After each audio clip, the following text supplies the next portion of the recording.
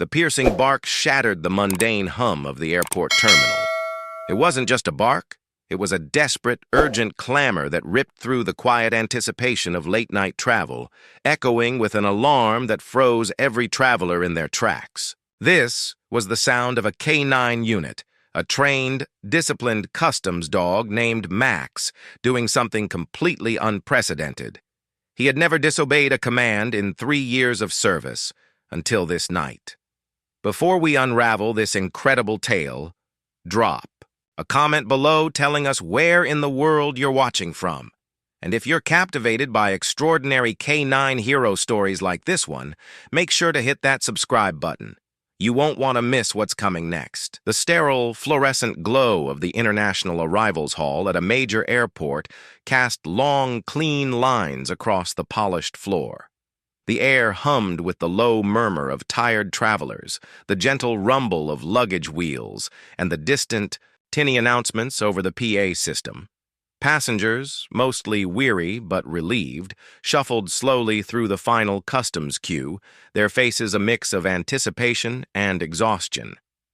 It was a routine Wednesday night, just another end to a typical shift. Officer Jordan Davies moved with the quiet confidence of someone deeply attuned to their environment. Beside him, Max, a powerful yet elegant German shepherd, glided effortlessly. Max wasn't just a dog. He was a precision instrument, honed by countless hours of training, his senses sharper than any human. 3 years of unwavering partnership had forged an unbreakable bond of trust between them. Max's routine was seamless, a focused, almost meditative sweep of the arriving passengers, his nose constantly working, his movements fluid and precise. They were an efficient, almost silent extension of each other. This section also includes Davies' backstory, Max's unique intuition, and their successful past alerts. Then, it happened. A sudden, jarring shift. Max's sleek body tensed, his head snapping towards a young woman pushing a navy blue baby stroller. His ears pricked forward, his normally calm demeanor replaced by an intense, rigid focus.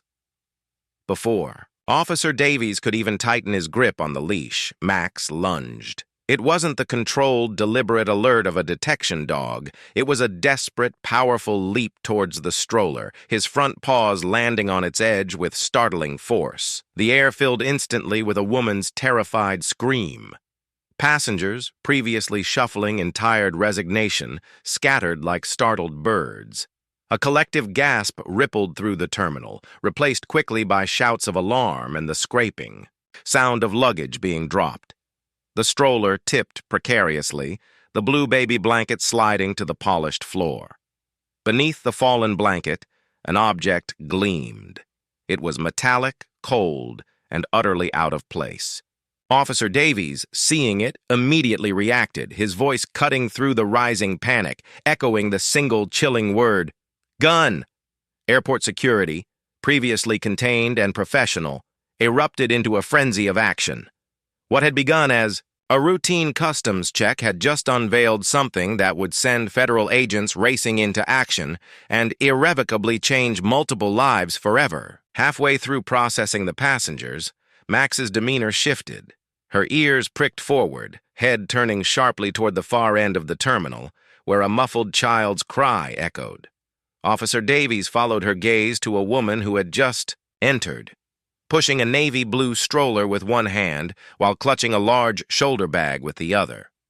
This section details Melissa Chen's jittery demeanor, her evasiveness with Davies, and Max's continued unusual alert behavior, including her refusal to obey a direct command. "Still, I'd prefer if she stayed away," she insisted, moving the stroller again. "He's already upset enough."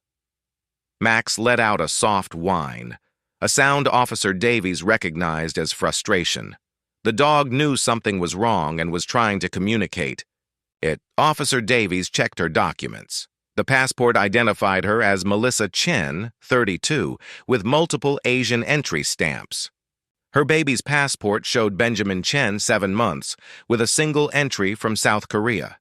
This part includes the critical moment where Davies observes the rigid object under the blanket, his direct request to check the stroller, Melissa's refusal, and Garcia's intervention, leading to the secondary inspection room. "Now I need to examine the stroller," Officer Davies said. "Would you mind lifting your son out?" Her body tensed. "He's finally settling down. If I move him, he'll start crying again."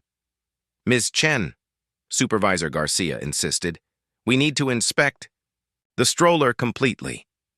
This section culminates in the discovery of the Glock 19 under the stroller padding, the announcement of "gun," and Melissa Chen's immediate apprehension. 3 hours later, Officer Davies sat across from Melissa Chen in the airport's secure interview room.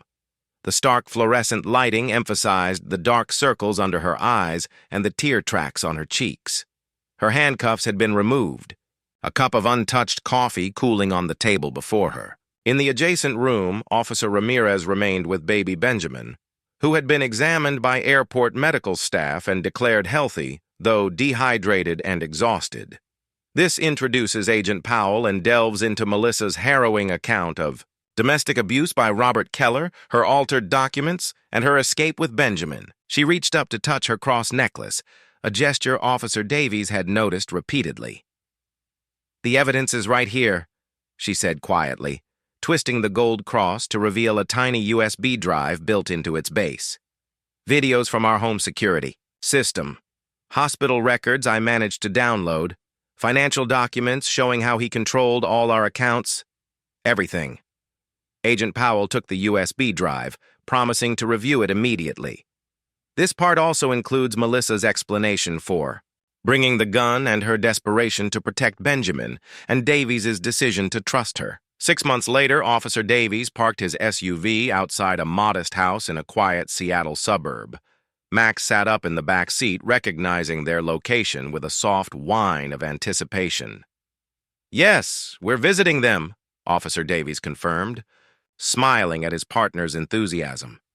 "But remember, best behavior around Benjamin." This section details the positive outcome: the restraining order, Robert's conviction based on the USB evidence, the corruption uncovered, Melissa's plea arrangement, and the current peaceful life she and Benjamin are living. "I've been meaning to ask," Officer Davies said, accepting the coffee Melissa offered. "Why did you name him Benjamin? Is there a family connection?" She smiled, watching her son interact with Max. "In Hebrew, Benjamin means son of my right hand. In Korean tradition, the right hand represents protection. Even during the worst times, I believe someone would protect us when I couldn't protect myself." Her gaze shifted to Max. "I just never expected that someone would have 4 legs." This part also covers Melissa's decision to get her own dog and her final heartfelt thanks to Max for seeing past what I was doing to why I was doing it. As they drove away, Officer Davies glanced at Max in the rearview mirror. "You knew she wasn't a criminal from the start, didn't you? You sensed she was protecting her baby, not smuggling for profit." Max's ears perked forward at the sound of his voice, her expression somehow conveying both wisdom and innocence simultaneously. A reminder that sometimes the truest understanding comes not from words or evidence, but from instincts humans have forgotten how to trust. Have you ever witnessed an animal sense danger or deception when humans missed all the signs? Animals often possess an uncanny ability to read situations beyond our understanding, reminding us that intelligence takes many forms beyond human perception. What would you have done in Melissa's position? Risk everything to protect your child, even knowing the legal consequences could separate you? It's a question that makes you pause, isn't it? If this story touched you, make sure to hit that like button and subscribe to our channel for more extraordinary K9 tales. Press the notification bell so you never miss our new uploads. Share this video with friends and family who appreciate remarkable stories about customs dogs and the incredible officers who work with them.